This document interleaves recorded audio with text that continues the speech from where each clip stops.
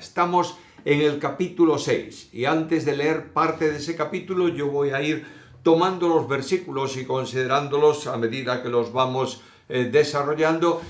Quiero recordaros que la carta a los romanos es esencialmente un bosquejo del Evangelio de la gracia en salvación a todo aquel que cree. En el capítulo 1, Pablo ha estado hablando de que todos los hombres son pecadores y todos estamos sin excusa.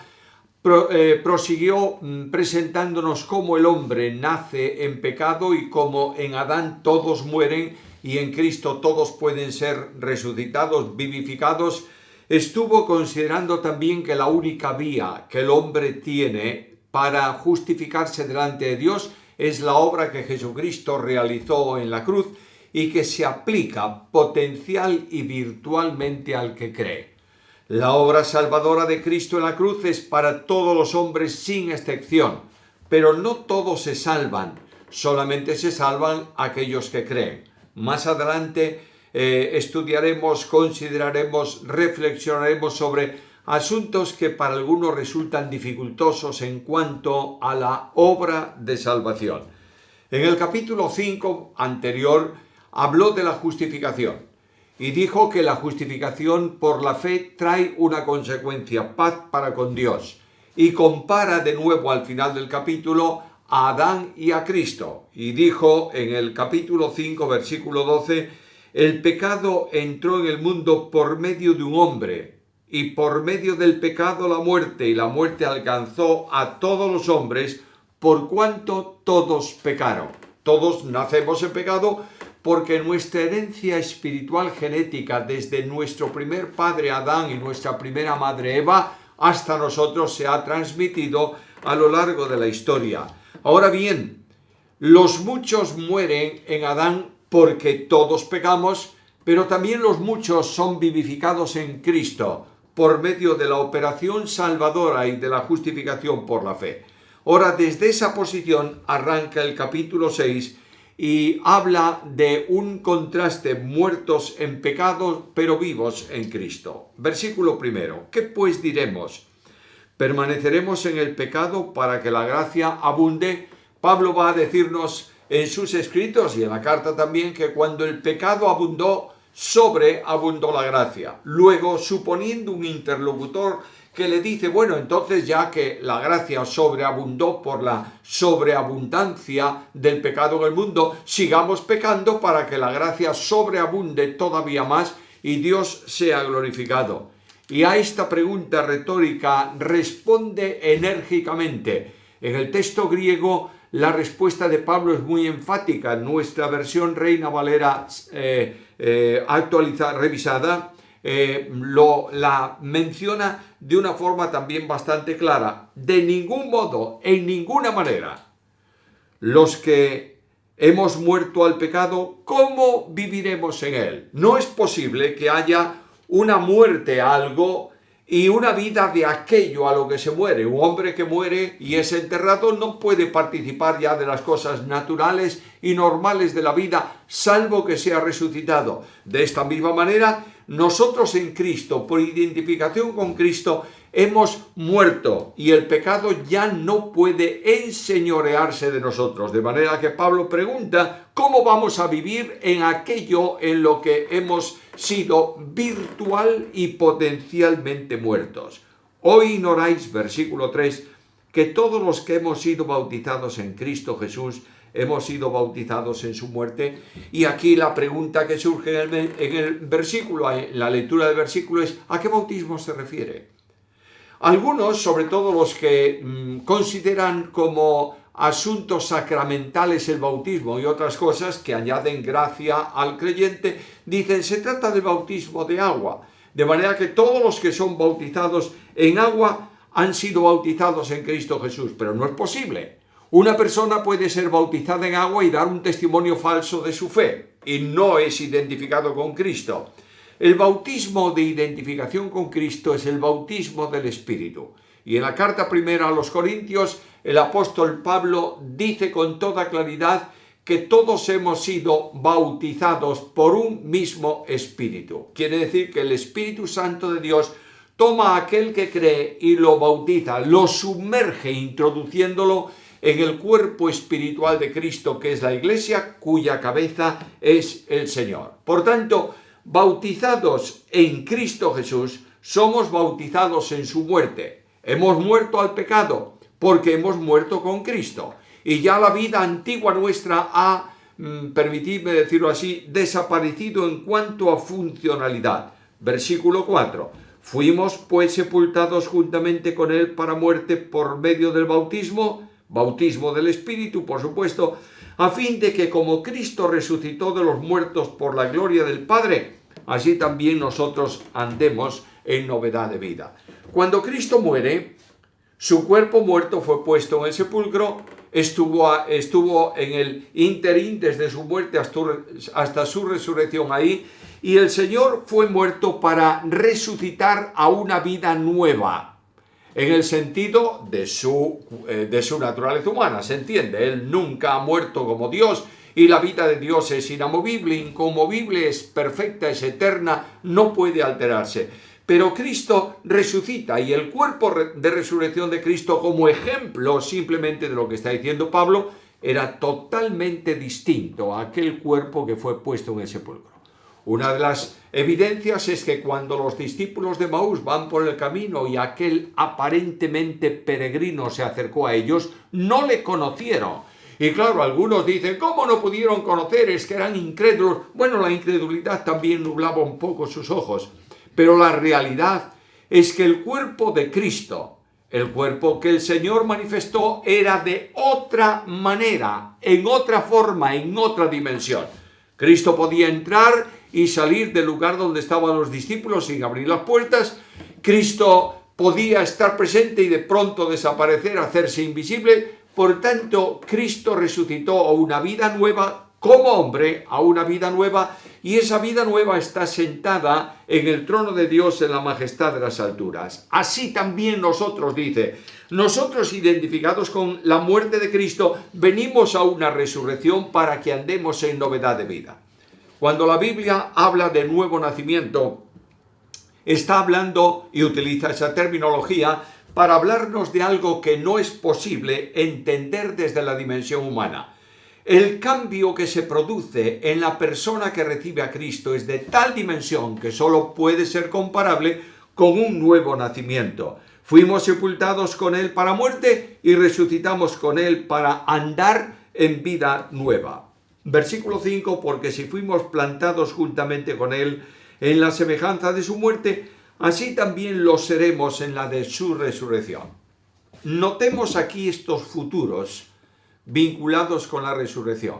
Lo seremos en la de su resurrección, y algunos piensan en la resurrección final. No está hablando de esto. Está hablando de una vida nueva, que es la vida de resurrección. De manera que, identificados con Cristo en la muerte, morimos a las cosas, a la vida vieja, al poder del pecado, etcétera, etcétera, y resucitamos para que vivamos continuamente en el tiempo futuro, en el transcurso de la vida de santificación. Mientras vivimos en la tierra, vivamos en la semejanza de su resurrección. Vida de poder, vida de gloria, vida de santidad, vida de perfección. Conocedores de esto, versículo 6, que nuestro viejo hombre fue crucificado juntamente con él, para que el cuerpo del pecado sea reducido a la impotencia, a fin de que no sirvamos más al pecado. Antes, esclavizados por el pecado, no teníamos otra opción que como esclavos servir al pecado. Ahora hemos sido liberados de esa situación, crucificados con Cristo, muertos a aquella vieja condición, resucitamos con él para que el pecado no sea ya nuestro Señor. Porque el que ha muerto al pecado ha sido justificado del pecado. Es decir, el pecado, que era nuestro elemento esclavizante, queda cancelado en la identificación con Cristo, y nosotros somos justificados por la justificación que Dios nos otorga al creer en Cristo de todo aspecto del pecado. Hemos de ver más adelante en el capítulo 8 el gran grito de libertad cuando dice que aquellos que hemos nacido de nuevo, que hemos creído, ya no hay ninguna condenación para los que están en Cristo Jesús. Las cosas viejas han pasado. Versículo 8. Si hemos muerto con Cristo, creemos que también viviremos con Él. Y otra vez, la interpretación del texto. Este texto tiene indudablemente dos momentos en la historia del creyente. El viviremos con Él, en principio, tiene que ver con el vivir día a día. Es decir, mientras nosotros estamos aquí, porque estamos identificados con Cristo, viviremos con Él. Viviremos en identificación con Él. Estaremos en comunión con Él. La vida suya se hace vida en nuestra vida por la operación del Espíritu Santo. Pero también tiene una proyección futura. Cuando nuestros ojos físicos se cierren aquí en la tierra, nosotros pasaremos a la presencia del Señor. Ausentes del cuerpo, dice Pablo, presentes al Señor.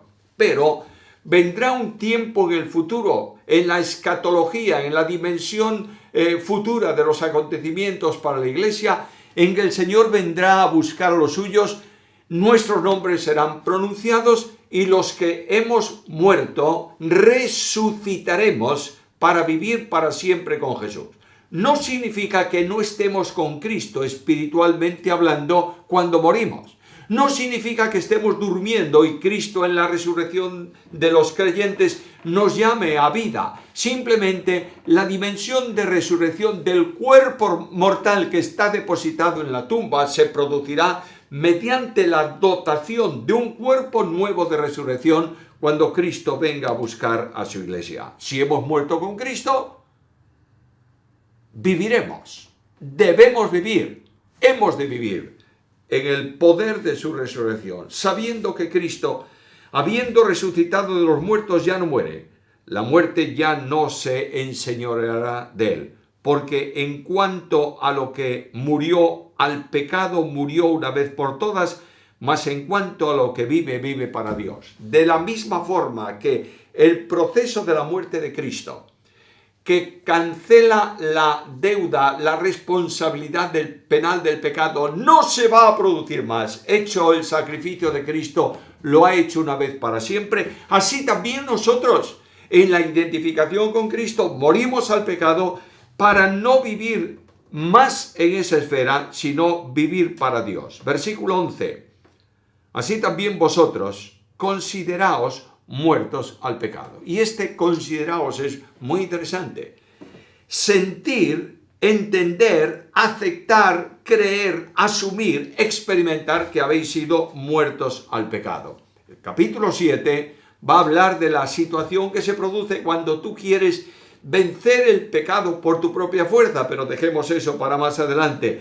Consideraos que estáis muertos al pecado, pero estáis vivos para Dios en Cristo Jesús, Señor nuestro. De manera que la vida de Cristo se hace plenitud en la vida del cristiano y nosotros somos conducidos en Cristo y por Cristo en victoria.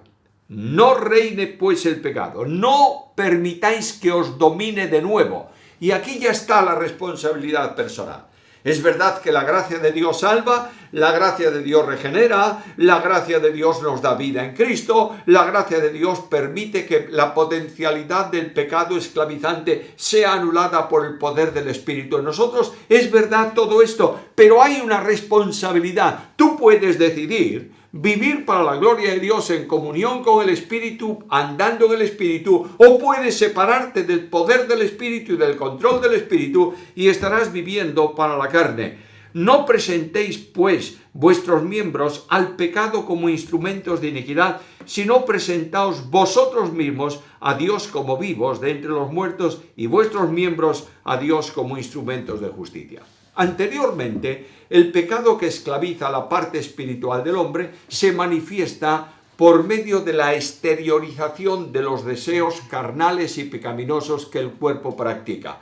Pero aquí nos está enseñando el apóstol Pablo, dejaos ya de que el pecado os controle. Si antes os controlaba y el cuerpo practicaba lo que era el pecado, ahora controlados por el Espíritu, viviendo a Cristo, tenéis que vivir una entrega de vuestro cuerpo y de vuestros miembros como instrumentos de la justicia, es decir, una vida justa delante de Dios. El salmista nos dice, me guiarás por sendas de justicia por amor de tu nombre. Y nosotros que vivimos que vivimos espiritualmente porque Dios nos ha justificado y ha aplicado a nosotros la justicia realizada, alcanzada en la cruz del Calvario, esa justicia salvadora que nos ha sido aplicada se convierte en justicia práctica en la vida cristiana.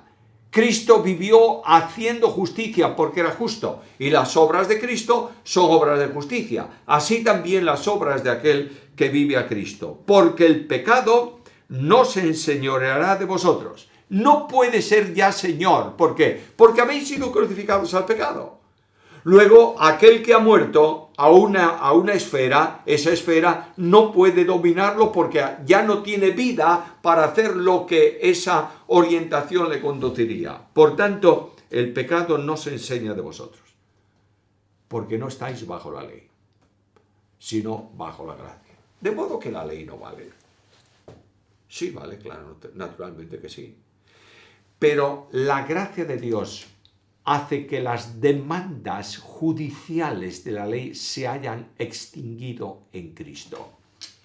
Quiero decir con esto que aquella persona que es creyente va a caer en el pecado en alguna ocasión. El apóstol Pablo dice: yo no he alcanzado la perfección, prosigo al blanco. Pero la caída ocasional en el pecado no significa una vida controlada por el pecado, que practica el pecado y se deleita en él. Todo aquel que practica, que vive practicando el pecado y se goza en eso, no ha visto a Dios, no le ha conocido. Versículo 15. ¿Qué pues? ¿Qué pues? ¿Pecaremos porque no estamos bajo la ley, sino bajo la gracia? Claro, como la gracia ha provisto de justificación y ha provisto de santificación, y la responsabilidad penal del pecado se ha extinguido, entonces como yo ya no me voy a perder aunque caiga en el pecado, porque Dios lo extinguió en cuanto a responsabilidad penal en Cristo, entonces puedo practicar el pecado. Eso es la gran acusación que se hizo en tiempos de Pablo y se hizo también en la Reforma, cuando se habló de que la gracia de Dios que salva permanece y mantiene al creyente salvo para siempre. La pregunta es, como ya el pecado no va a afectarnos en cuanto a condenación, entonces podemos perseverar en el pecado porque ya no estamos bajo la condenación legal, estamos bajo la gracia. Y Pablo vuelve a repetir la misma expresión que en el versículo 2, de ningún modo, en ninguna manera, jamás. ¿No sabéis que si os sometéis a alguien como esclavos por obedecerle, sois esclavos de aquel a quien obedecéis? Ya sea del pecado para muerte, ya sea de la obediencia para justicia. No te equivoques. Cuando tú voluntariamente pecas, creyendo que ya el pecado no tiene ningún valor, ninguna importancia, estás sometiéndote voluntariamente a aquello que te esclavizaba. Y el creyente tiene dos campos: o vive en la esclavitud del pecado o vive en la libertad de Cristo. No hay término medio. Y el apóstol dice: cuando estáis sujetos al pecado, sois esclavos del pecado. Pero cuando estáis sujetos a la justicia, a la obediencia, sois siervos de la justicia. Nota esto. Obediencia. El apóstol Pedro en la carta primera, capítulo 1, versículo 2, habla de que nosotros hemos sido llevados por el Espíritu a obedecer. El texto allí no tiene un verbo, tiene un sustantivo. No habla de obedecer, habla de obediencia. Y aquí habla de obediencia. Estamos en el campo de la obediencia. Y en el campo de la obediencia a Dios, la vida del cristiano se manifiesta en justicia. Es decir, la justicia presencial, la justicia personal, la justicia diaria. Pero gracias a Dios, versículo 17, que aunque erais esclavos del pecado, habéis obedecido de corazón a aquella forma de doctrina a la cual fuisteis entregados. Erais esclavos del pecado antes. Y no había posibilidad de redención de esa esclavitud por ti mismo. el pecado nos tenía en esclavitud absoluta y era nuestro dueño. La muerte, nuestro destino.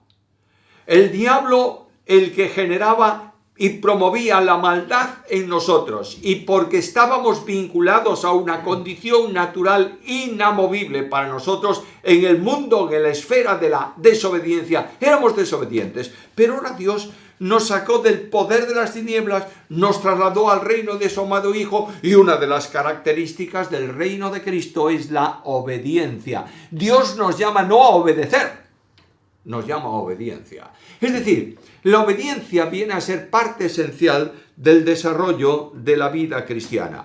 Libertados del pecado, vinisteis a ser siervos de la justicia. Y utiliza el mismo término. Antes erais siervos, esclavos del pecado. Ahora esa esclavitud ha terminado. ¿Por qué? Porque hemos sido arrebatados de ella a la fuerza. Bueno, en cierta medida sí, pero porque Dios pagó el precio del rescate por nosotros. Escucha los textos del apóstol Pedro en la carta primera, capítulo 1, versículos 18 al 20. Sabiendo que habéis sido rescatados de vuestra vana manera de vivir, la cual recibisteis de vuestros padres, no con cosas corruptibles como oro o plata, sino con la sangre preciosa de Cristo, como de un cordero sin mancha y sin contaminación, ya destinado desde antes de la fundación del mundo. Dios pagó el precio y nos rescató del poder esclavizante del pecado. Y nos pasó a una posición de servicio, de esclavitud, bendita esclavitud, de la justicia. ¿Por qué? Porque vinculados a Cristo no podemos sino vivir en justicia, en santidad, libertados del poder del pecado. La santificación es aquella etapa de la salvación en la cual Dios libera al creyente del poder del pecado. El pecado está presente en nosotros. Nuestra vieja naturaleza no nos ha sido quitada. Las inclinaciones de la vieja naturaleza nos orientan hacia el pecado.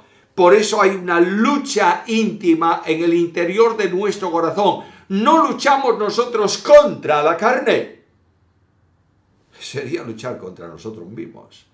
Es el Espíritu el que en nosotros lucha contra la carne y la carne contra el Espíritu. Y es precisamente en la dependencia del Espíritu que nosotros, siervos de la justicia, practicamos la justicia. Versículo 19.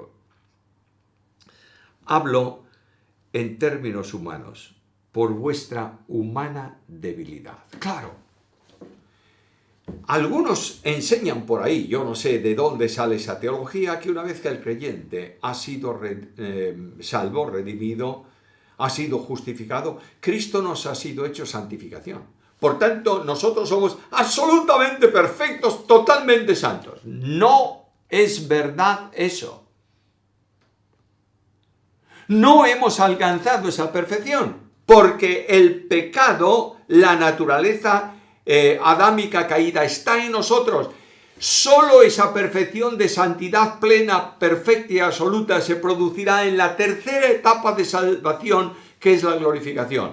Cuando estemos en la presencia del Señor, allí no entrará cosa inmunda. Y la naturaleza vieja caída será retirada del creyente para que viva en una comunión plena, perfecta, absoluta, continua con Dios y viva en plena y absoluta santidad. Hablo en términos humanos por vuestra debilidad, que así como para iniquidad presentasteis vuestros miembros como esclavos, como siervos de la inmundicia y de la iniquidad, así ahora para santificación presentad vuestros miembros como siervos de la justicia.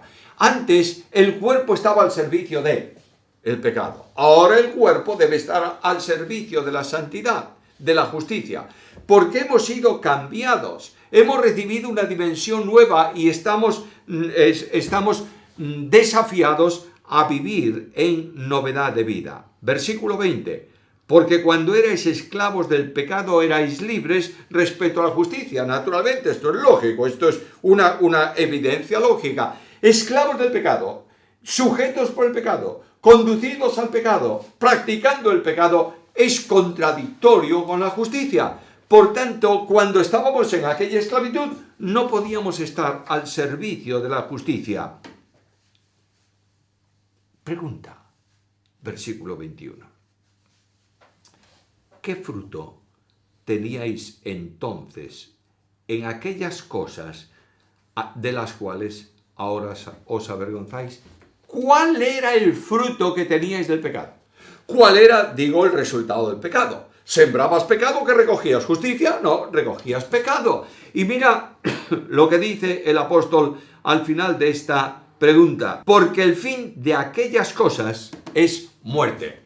No solamente muerte en cuanto al sentido de condenación, que indudablemente lo incluye, sino de esterilidad de vida delante de Dios. Quiero plantearte esto. Un creyente no pierde su salvación, ¿verdad? No. Pero si no vive en la esfera de la justicia y en el poder del Espíritu, pierde toda su recompensa en cuanto a aprovechar vida para glorificar a Dios. Vendrá a la presencia del Señor con manos vacías. Hay un cántico antiguo que decía: tendré manos vacías para ti cuando vengas, Cristo, tú por mí. Las coronas de victoria, de triunfo, los regalos de recompensa, digamos así, de las acciones de los justos, no son para la gloria del justo en el cielo, sino para poner delante del trono como expresión de gratitud, porque Dios lo ha hecho posible en nuestra vida personal. El fin del pecado es muerte. No te olvides que no ha variado.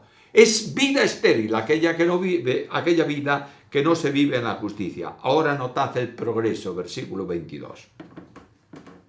Pero ahora habéis sido libertados del pecado. Sois libres del pecado. ¿Por qué? Porque habéis muerto con Cristo. Nadie diga el pecado me esclaviza. Si tú tienes un problema con tu vieja naturaleza y eres atraído y seducido por ella, ora a Dios y pide al Señor que el Espíritu Santo conduzca tu vida. Somos responsables porque hemos sido libertados del pecado. Nadie diga que el pecado puede conmigo. No, Señor. El pecado puede contigo cuando tú vives en la carne. Pero cuando tú vives en el Espíritu, dependiendo de Dios, en vinculación con Dios, cuando dedicas tiempo a la oración, cuando escuchas la voz de Dios en la reflexión de su palabra, eres vencedor y Dios te lleva en victoria, no en ti, sino en Cristo. Segunda condición, has sido hecho siervo de Dios. ¡Qué bendición! Dios te ha colocado a su servicio. Para poder ser siervo de Dios, tienes que vivir en una vida de santidad. Y Dios te ha separado del pecado para que puedas servirle. Primera condición, libertados del pecado. Segunda condición, hechos siervos de Dios.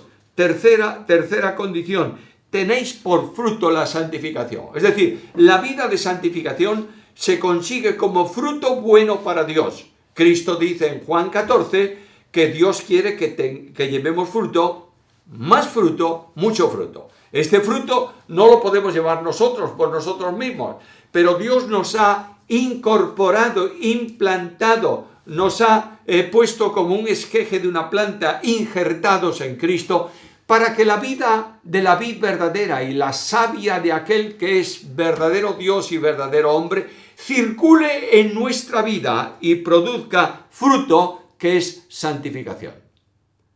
¿Y el final? La vida eterna. ¿Quiere decir entonces que si no somos santos no tenemos vida eterna? No. La vida eterna la tienes desde el momento mismo en que creíste en Cristo. ¿Por qué? Porque has sido, lo vimos en el capítulo, incorporado, vinculado a Cristo. Solo podemos tener vida eterna viviendo a Cristo, que tiene vida eterna. El hombre, el ser creado, no tiene vida eterna. El fruto final es vida eterna. La consecuencia de la liberación del pecado es que comencemos la experiencia de la vida eterna, que se extenderá definitivamente como fin y proyecto definitivo de la obra salvadora. Y concluye el capítulo: porque la paga del pecado es muerte. Es justicia. Pecas, mueres. ¿Por qué? Porque Dios lo estableció, entre otras cosas, cuando dijo, el día que de él comieres, ciertamente morirás.